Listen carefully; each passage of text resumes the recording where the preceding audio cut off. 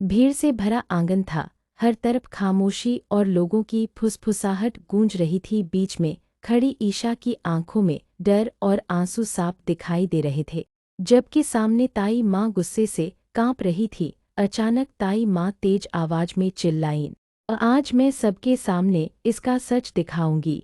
ये बहू नहीं, हमारे घर की बदनामी है।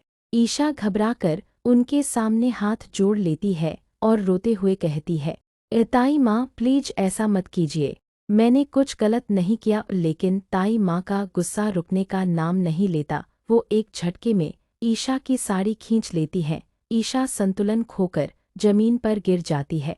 उसका शरीर कांप रहा होता है। वो खुद को ढकने की कोशिश करती है, लेकिन आसपास खड़े लोग बस तमाशा देखते रहते हैं। कोई आगे नहीं बढ़ता, कोई उसकी मदद नहीं करता। कुछ लोग धीरे धीरे बातें करते हैं, ये बहुत गलत हो रहा है, लेकिन डर के कारण सब चुप रहते हैं।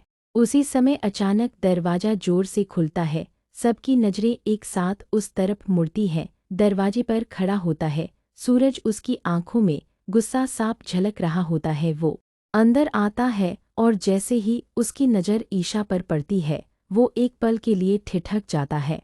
उसकी सांसें तेज हो जाती हैं, मुट्ठियां भींच जाती हैं। बिना कुछ सोचे वो तेजी से आगे बढ़ता है, पास पड़ी लाल साड़ी उठाता है और तुरंत ईशा को ओढ़ा देता है। ईशा सिसकते हुए उसकी तरफ देखती है। उसकी आंखों में पहली बार राहत और भरोसा नजर आता है। सूरज गुस्से में ताई माँ की तरफ मुड़ता है और भारी आवाज में कहता है, बस बहुत हो गया।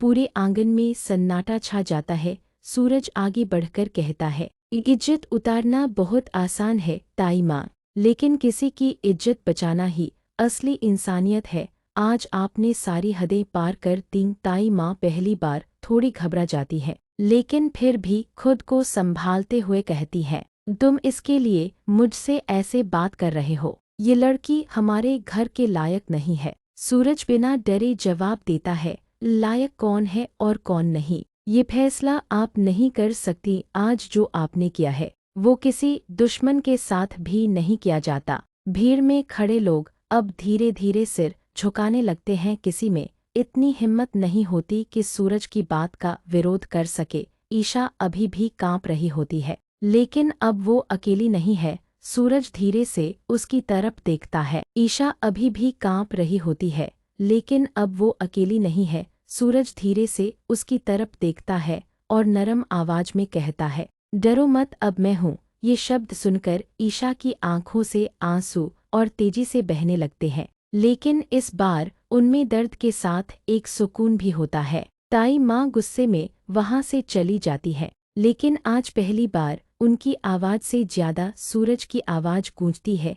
पूरा माहौल बदल चुका होता है। जहाँ कुछ देर पहले बेइज्जती और डर था, वहीं अब हिम्मत और इंसाफ की शुरुआत हो चुकी थी। एंड में सवाल, क्या सूरज सच जानकर ईशा के लिए पूरी दुनिया से लड़ पाएगा, या फिर कोई नया सच उनकी जिंदगी बदल देगा? कमेंट करके जरूर बताओ।